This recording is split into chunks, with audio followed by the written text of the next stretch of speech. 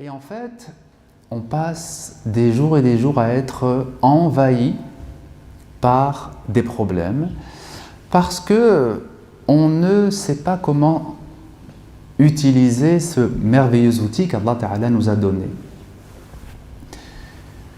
La première des choses qu'il faut comprendre, c'est que cet outil qu'on a là, cette tête que nous avons, elle est difficile à dompter. Au début, c'est comme un cheval sauvage. Un cheval sauvage, il ne se laisse pas monter très facilement, hein.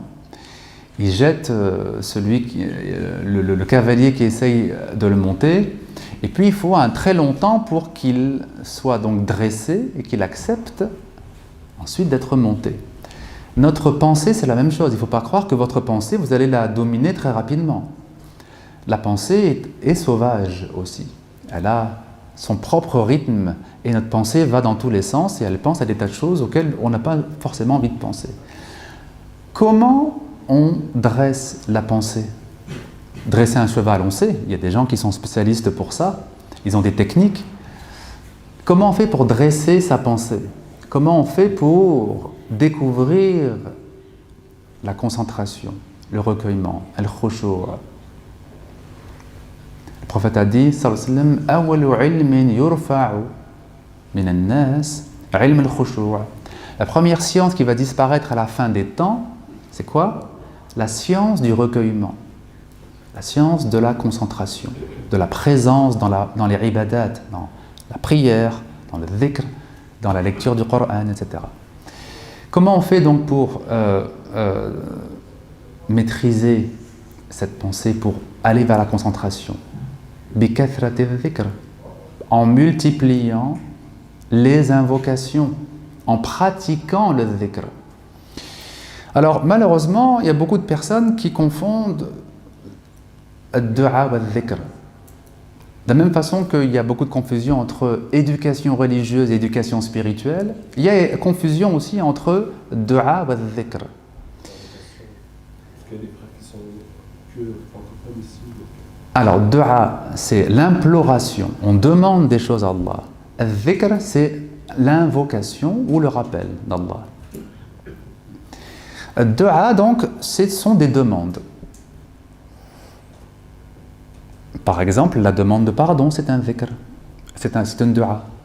Mais les différents du'a que vous faites pour vous demander la santé, demander la préservation, demander l'aide d'Allah, tout ça, ce sont donc des du'a. Alors bien sûr, quand on implore Dieu, on se souvient de lui. Donc, ad-du'a, l'imploration, fait partie de la grande famille du dhikr. Bien sûr, hein? Mais l'inverse n'est pas vrai. Le dhikr n'est pas forcément du'a. Tous les du'a sont des formes de dhikr, mais tous les dhikr ne sont pas forcément des formes de du'a. Qu'est-ce que je veux dire par là?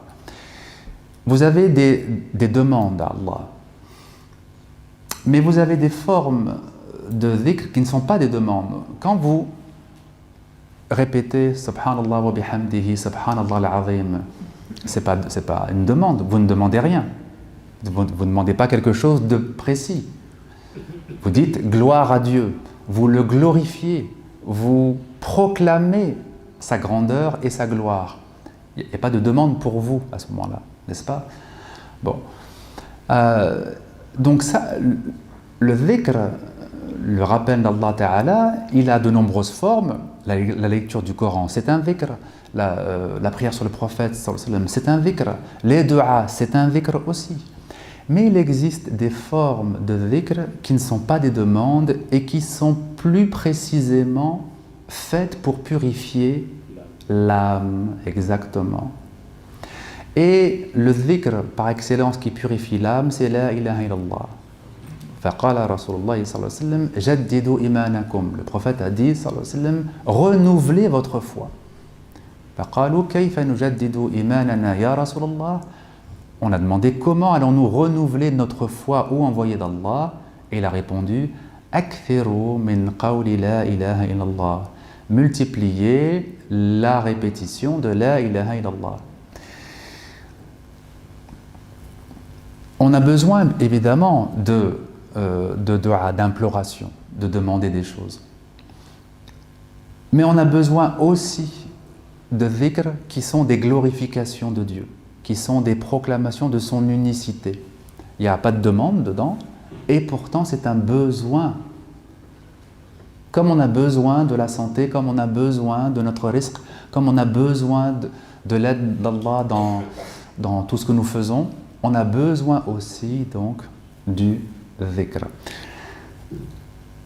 Quand vous répétez La ilaha illallah, vous dites je vais répéter 100 fois La ilaha illallah. Qu'est-ce qui se passe? Quand vous répétez une fois, 2 fois, 5 fois, 10 fois,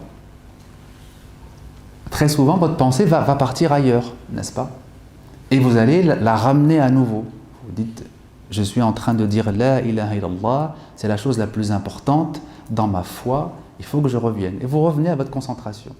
Mais quelques secondes après, vous allez repartir, vous allez repenser à ce que vous devez faire ce soir. Et vous vous reconcentrez à nouveau. Parce que vous avez conscience que ce que vous faites, c'est très important. Dire La ilaha illallah, c'est essentiel dans la vie du croyant. Et donc, à chaque fois que vous allez revenir vers votre dhikr, vous ramenez votre pensée, vous l'obligez à rester sur la formule « Il n'y a de divinité que Dieu ». À chaque fois que vous empêchez votre pensée de partir et que vous la ramenez, vous êtes en train de la dompter, n'est-ce pas? Comme quelqu'un qui essaye de dresser un chien et qui l'oblige à s'asseoir à chaque fois qu'il dit le mot « assis ». Le dresseur, il dit « assis ». Au début, le chien ne comprend pas ce que ça veut dire « assis ». Le dresseur lui fait comprendre, il l'oblige à s'asseoir.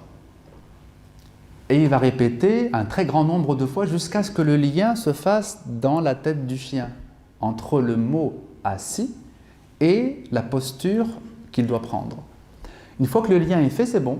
Quand le maître dira « assis », le chien va prendre la bonne posture, n'est-ce pas?